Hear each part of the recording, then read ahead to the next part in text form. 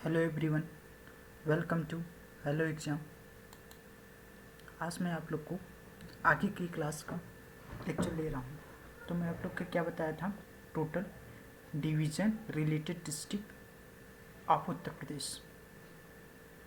Total मैंने जो आपको 18 डिवीज़न बताए थे, 18 मंडल बताए थे, उस मंडल का मैं आप लोग को मैपिंग के माध्यम से एक एक डिस्ट्रिक्ट और उसमें किस किस मंडल में आते हैं उसके बारे में मैं बताने जा रहा हूँ। देखिए आप लोग को, जैसे सहारनपुर डिवीज़न, तो सहारनपुर डिवीज़न का हेडक्वार्टर क्या है, सहारनपुर। इसमें कौन कौन से 3 डिस्ट्रिक्ट आते हैं, मुजफ्फरनगर, सहारनपुर और शामली। देखिए क्या क्या, सहारनपुर, शामली, मुजफ्फरनगर। फिर आपका मेरठ डिवीज़न, हेडक्वार्टर मेरठ। इसमें कितने कहते हैं, आपके 6 डिस्ट्रिक्ट आते हैं। इसके 6 डिस्ट्रिक्ट कौन कौन से आते हैं, देखिए बागपत, बुलंदशहर, गौतम बुद्ध नगर, मेरठ, हापुड़, गाजियाबाद। फिर अलीगढ़, अलीगढ़ डिवीज़न में कौन कौन सी इसका हेडक्वार्टर है, अलीगढ़। फिर अलीगढ़, एटा, हाथरस, कासगंज। आगरा डिवीज़न में कौन कौन से आपके हेडक्वार्टर, आगरा। इसके कौन कौन से 4 डिस्ट्रिक्ट आते हैं, आगरा, फिरोजाबाद, मैनपुरी, मथुरा।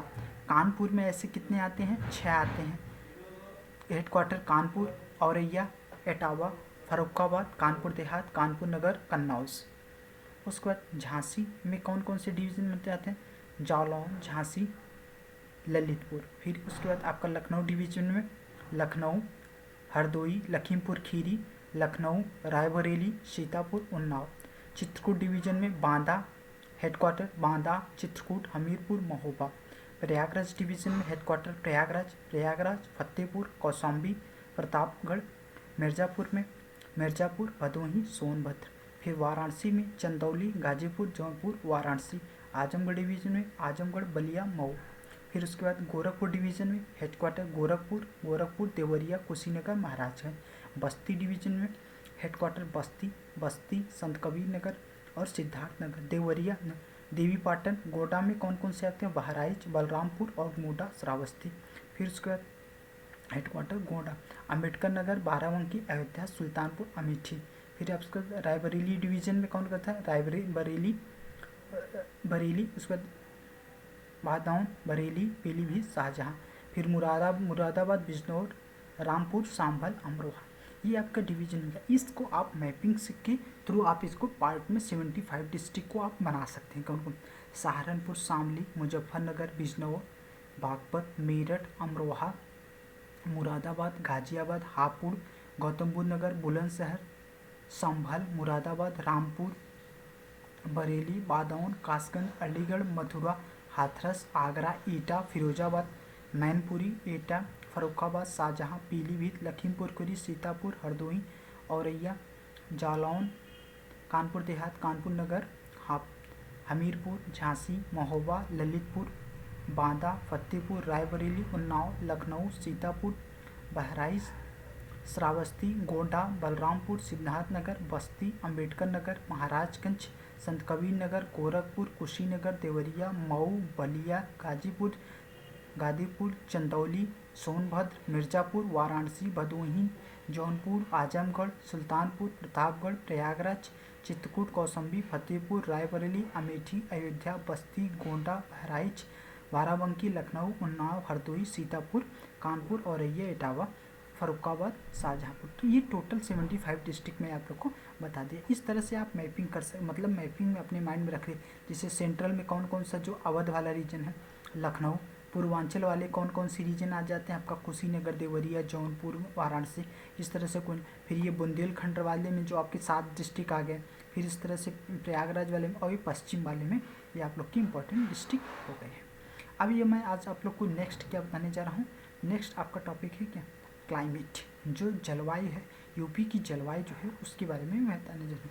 देखिए एक मौसम और ये जलवायु, ये 2 डिफरेंट थिंग्स है। जो क्लाइमेट और मानसून, ये बोथ आर डिफरेंट थिंग्स। देखिए मानसून जो होता है दैनिक स्तर पर तापमान, आर्द्रता, वायु आदि की घटनाओं को मौसम कहते हैं। मतलब जो पर डे के हिसाब से घटित होते हैं उसी को हम क्या बोलते हैं, मौसम। जैसे आज का क्या टेम्परेचर, प्रेशर, वॉल्यूम, ये डिस्टेंस टू डिस्टेंस वेरी करता है। जैसे एक 5 किलोमीटर 10 किलोमीटर, आप देखते होंगे कि अपने क्षेत्र के एरिया में 5-5 किलोमीटर या एक कोस पे इसकी दूरी और ज्योग्राफी बदलती रहती। कैसे, यहाँ बारिश हुई वहाँ नहीं बारिश हुई। तो ये क्या होता है, मौसम क्या होता है 10-10 किलोमीटर 5-5 किलोमीटर में चेंज होता है। लेकिन क्लाइमेट जो होता है ये लॉन्ग टर्म प्रोसेस होता है। देखो मानसून क्या होता है, monsoon is a differentiation of time के साथ क्लाइमेट का डिफ्रेंसिएशन होता है। मतलब कि कई सालों का एक समय 5 मिनट 10 मिनट उस पर्टिकुलर रीजन के बारे में जो जानकारी प्राप्त होती है उसको बोलते हैं मौसम। और क्लाइमेट जो होता है ये किसी क्षेत्र में घटित होने वाली मौसमी दशाओं का माध्य होता है। मतलब it is average integration of 10 to 35 years of monsoon का जब कई साल से तक स्टडी करते रहोगे तो ये एक ब्रॉड स्पेक्ट्रम होता है कि क्लाइमेट जो होता है एक ब्रॉड स्पेक्ट्रम होता है कि आप इस समय का क्या बदलता है क्या नहीं बदलता है।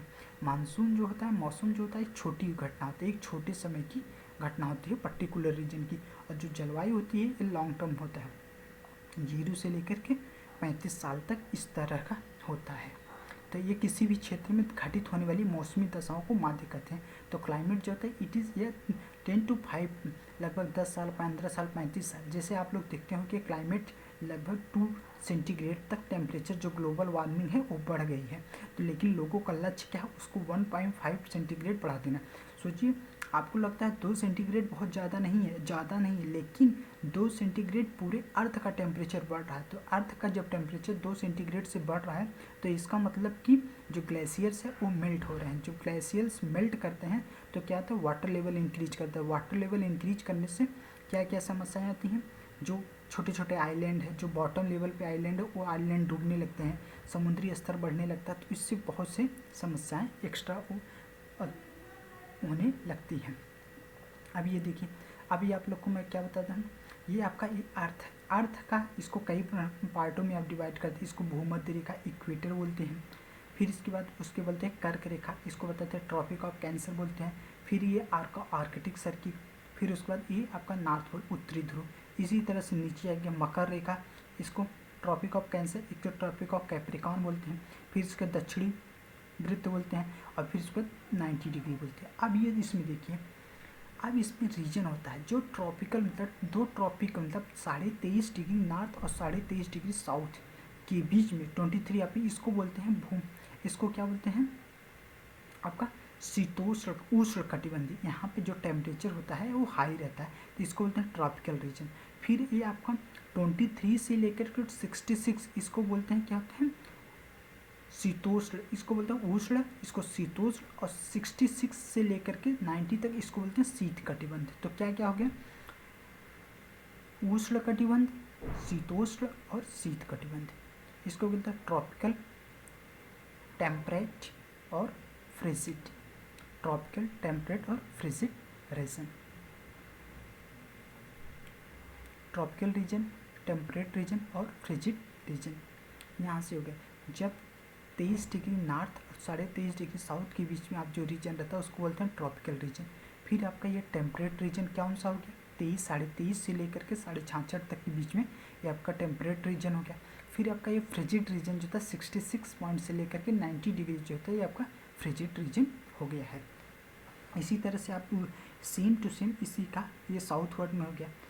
साउथ वर्ड में जाता है 23 and 6 हाफ लेकर ये शीतोष्ण रीजन और ये शीत कटिबंधी रीजन हो गया है 90 डिग्री तक। ये बहुत ही इंपॉर्टेंट है, ये हमेशा पूछता रहता है कि उष्ण कटिबंधी रीजन कौन कौन सा होता है, शीतोष्ण कटिबंधी रीजन कौन कौन सा होता है, और शीत कटिबंधी रीजन होता है ट्रॉपिकल, टेम्परेट और फ्रिजिड रीजन। अब ये अर्थ का जो गति होती है, अर्थ की जो रोटेशन होता है वो कौन कौन से थे, ये 2 प्रकार की गति होती है जो आप लोग जानते भी होंगे। इसमें कौन कौन से, एक रिवोल्यूशनरी मतलब कि ये रिवोल्यूशन मतलब कि ये पूरा चक्कर लगाना, ये हो गया रिवोल्यूशनरी। और रोटेटरी मोशन मीन्स अपने एक्सिस पर, अपने सेंटर पॉइंट, अपने ही द्वारा रोटेट करना, ये हो गया आपका रोटेटरी। घूर्णन क्या होता है, अपने ही अक्ष पर कोई बॉल हो अपने ही स्थान से रोटेट करता है। और ये रिवोल्यूशन क्या होता है, ये किसी के एक का पूरा पाथ को फॉलो करना, किसी एक पाथ को पूरा चक्कर लगाना, ये दैट इज रिवोल्यूशन, परिक्रमणी। और जब अपने ही स्थान पर के करते हैं तो वो क्या हो गया रोटेटरी। तो इससे क्या होता है, दोनों से अलग अलग घटनाएं घटित होती हैं। जैसे अपने अक्ष पर जब अपने एक्सिस पर रोटेट कर जाते हैं तो इससे डे एंड नाइट, दिन रात बनते हैं। जब ये टोटल सन का चक्कर लगाते हैं तो उससे क्या होता है, ऋतु परिवर्तन होता है। जैसे ग्रीष्म ऋतु, शीत ऋतु, वर्षा ऋतु, इन सब का परिवर्तन होता है। अब देखिए इस तरह से देखो, सन सेंट्रिक हो गया। जब मैं आप लोग को पहले की जब आप बिग बैंग थ्योरी पढ़ेंगे तो उसमें क्या होता है कि एक अर्थ सेंट्रिक, जैसे पहले जानकारी नहीं थी तो उसमें क्या माना जाता था कि अर्थ सेंट्रिक मतलब अर्थ सेंटर में सन रोटेट करता है। लेकिन जब बाद में डिस्कवरी हुई, जानकारी हुई, तो इसमें पता चला कि सन सेंटर में है और अर्थ उसके रोटेट करता है। तो देखिए ये अर्थ है, जैसे जैसे अर्थ रोटेट करेगा, एक तो पूरा रिवोल्यूशन बनाएगा और दूसरे अपने एक्सिस पे बदलता रहता है। तो अपने एक्सिस पे बदलता रहता है, उस हिसाब से डे नाइट चेंज होता है और पूरा एक चक्कर लगाता है, तो उस हिसाब से पूरे के पूरे ईयर में, तो उससे क्या होता है कि मौसम बदलता है। जैसे शीत ऋतु, ग्रीष्म ऋतु और वर्षा ऋतु आते रहते हैं। ये देखिए, अब इसके मैं एक दूसरे मैप में बता देता हूँ इसमें क्या क्या घटनाएं हुई हैं। देखिए ये आपका सन हो गया, सन सेंटर पे हो गया। इसके बाद ये आपका अर्थ हो गया। अर्थ आप कैसे कैसे बदलता रहता है। देखिए ये अर्थ हो गया। अर्थ ये है, अर्थ जिस हिसाब से ये रोटेट करता है, इधर से आया यहाँ पे आया, तो जब इसके पास आया इस क्षेत्र में अधिक हीट पड़ेगा, फिर यहाँ पे आया तो और दूर पड़ेगा, इससे आया, ऐसे से रोटेट करता आता है। इस अर्थ पे कर्क रेखा, अब किसी साइड में इसमें धूप ज़्यादा पड़ेगा, किसी साइड में धूप कम पड़ेगा, तो इस हिसाब से ये बदलता रहता है। देखिए क्या है, देखिए अब जैसे आपका क्या है 21 मार्च को दिन रात समान रहते हैं। जैसे अपने पूरे अर्थ पे ये आपका अपना रीजन है, 21 मार्च को इस पे डे नाइट इक्वल रहते हैं। और उसी तरह से क्या हो गया, 23 सितंबर को डे नाइट बराबर रहते हैं। लेकिन आप जब जून के मंथ में जाएंगे तो जून के मंथ में सन ज़्यादा अर्थ पे पड़ता है अपने इंडिया के मैप पे, तो इसमें क्या कहता है, डे जो होता है लंबा हो जाता है। लेकिन जैसे जैसे आप ठंडी की तरफ में बढ़ते चले जाते हैं तो आपका दिन छोटा होता है। जैसे जैसे ठंडी आ जाएगी तो उस पर क्या है, आपकी नाइट बड़ी होती जाएगी। तो प्रत्येक जब आपका ये देखिए 21 मार्च से इसमें देखिए 6 मंथ जोड़ दीजिए, जब 6 मंथ जोड़ देंगे तो आपका जाएगा सितंबर आ जाएगा। 21 मार्च और से 23 सितंबर, ये दोनों के डे आपका दिन बराबर होते हैं। इसमें क्या था, प्रत्येक दिन रात समान होते हैं। अक्षांश रेखा आधा भाग सूर्य का प्राप्त होता है। अब ये देख लीजिए, जैसे ये आपका अर्थ है, ये अर्थ है, ये आपका ये रीजन पड़ता है। तो देखिए 21 जून को यहाँ की रेस सीधा इस वाले पार्ट पे पड़ते थे। इस वाले पार्ट पे जो कंट्री रहेगा उसका दिन बड़ा हो जाएगा, और इस पार्ट में जो कंट्री पड़ेगा उसके यहाँ रोशनी नहीं पड़ेगी, उसका दिन छोटा हो जाएगा। तो इस तरह से आप समझ सकते हैं। ये इक्वेटर हो गया। इक्वेटर के पास यहाँ से लाइन पड़ेगी, इस वाले पार्ट में पड़ेगा, तो इस वाले पार्ट में जिस कंट्री पे पड़ेगा उस कंट्री पे आपका पूरा दिन पड़ेगा, और इस वाले पार्ट में उस कंट्री का पड़ेगा उस पर रोशनी कम पड़ेगी। तो उसके जब उसकी सूर्य की जो आपकी ऊर्जा होती है वो कम पड़ेगी, तो उससे वहाँ पर क्या पड़ेगा, आपको रात पड़ेगा। इस वाले जब ज्योग्राफी में लेंगे तो उसको एक एक पूरा जो मून अर्थ का रोटेशन होता है, एक सर्किल होता है, उसको मैं समझाऊंगा। अभी आप इस तरह से समझिए कि रिवोल्यूशन और रोटेशन, जब आपका एक्सिस पे अपनी घूर्णन होता है तो उससे दिन रात परिवर्तित होते हैं। जब उसके बाद आपका जब अर्थ का रोटेशन होता है तो उसके मौसम चेंज होता है। ये आप लोग का देखिए ये मैप हो गया। ये देखिए ये वाला पार्ट, ऊपर वाले पार्ट पे आपका क्या हो गया, ये ऊपर वाले पार्ट पे क्या हो गया, इंदिरा कॉल। ये वाला पार्ट जो हो गया इंदिरा कॉल, और नीचे वाले जब अंडमान के नीचे चले जाएंगे तो इंदिरा पॉइंट हो गया। इंदिरा कॉल और इंदिरा पॉइंट, इंदिरा कॉल क्या होता है, नॉर्थ सेक्टर में होता है, इंदिरा पॉइंट आपका साउथ सेक्टर में होता है। ये 0 डिग्री प्राइम मेरिडियन हो गया। ये कहाँ पे है, ग्रीनविच लंदन से शुरू होता है। फिर यहाँ से 1 डिग्री 2 डिग्री ईस्ट की तरफ बढ़ते जाएंगे तो 82.5 इंडियन का मेरिडियन पड़ गया। फिर उसके बाद ये आपका 37 डिग्री हो गया, और उसके बाद 8 डिग्री आपका होता है तो उष्ण कटिबंधीय मानसूनी में आता है। तो भारत का किस रीजन में, जब आपको कितना होता है 0 से लेकर के 23.5 डिग्री कितने होते हैं, आपका ट्रॉपिकल रीजन में आता है। ट्रॉपिकल रीजन में कौन कौन सा, उष्ण कटिबंधीय। तो इंडिया का लगभग ये कितना गया 23.5, मतलब 8 से लेकर के 23.5 तक उष्ण कटिबंधीय, फिर 23.5 से लेकर 37 तक आपका क्या गया, शीतोष्ण कटिबंधीय क्षेत्र में आता है। 82। अब देखिए इंडिया का ये हो गया पूर्वी देशांतर, जो IST इंडियन स्टैंडर्ड टाइम हो गया 82 डिग्री हो गया। देखो उष्णकटिबंधीय आगे क्षेत्र पूर्व ये प्रयागराज से नैनी से पास होता है। 1 डिग्री बराबर 4 मिनट। जो आपका ये डिग्री परिवर्तित होता है तो इसमें क्या था 1 डिग्री क्रॉस करने में सर की रेस को 4 मिनट की ज़रूरत पड़ती है। तो जैसे यहाँ अगर रात में इतना बज रहा है तो इसका मतलब कि यहाँ पहले बज गया है। अगर यहाँ पे मॉर्निंग का मतलब 5 बज रहा है तो इस समय यहाँ पे कितना बज रहा होगा प्राइम मेरिडियन पे, यहाँ पे इसमें रात का 12 बज रहा होगा लंदन में। तो हम लोग क्या करते हैं, लंदन के समय से 5.5 घंटा आगे रहते हैं। हमारे यहाँ सूर्य उगता है वो सूर्य का राइज जो होता है 5.5 घंटे अर्ली होता है वेस्टर्न कंट्री की, मतलब जिस टाइम से होता है। तो इसमें ये था 1 डिग्री बराबर 4 मिनट। IST का ये फार्मूला होता है। इंडियन स्टैंडर्ड टाइम जो होता है ग्रीनविच टाइम से 5.5 घंटा आगे चलता है। जैसे अगर ग्रीनविच का टाइम 12 बज रहा है, रात का 12 बज रहा है, तो हमारे यहाँ मॉर्निंग का 5:30 बजेगा। अगर वहाँ पे यहाँ पे 7 बज रहा है तो हमारे यहाँ का कितना होगा मॉर्निंग का लगभग 7 बजे, तो 7 5 12 12:30 बजे नून होगा दोपहर का। तो ये होता है जो ग्रीनविच टाइम होता है बराबर इसमें ये टाइम होता है। फिर ये देख लीजिए आप उसी को उत्तर बदल लीजिए, ये 0 से 23.5 डिग्री के बीच में ऊपर नीचे कितना हो गया उष्ण, फिर 23 से 66 शीतोष्ण, फिर उष्ण कटिबंधीय शीतोष्ण। फिर ये ऋतु परिवर्तन कैसे कैसे होते हैं आप ये देख लीजिए। उत्तर प्रदेश में ग्रीष्म ऋतु में जो आपका गर्मी की मौसम कितना सबसे ज़्यादा टेम्परेचर होता है 36 से लेकर 39 सेंटीग्रेड, और न्यूनतम कितना होता है 21 से लेकर 23 सेंटीग्रेड।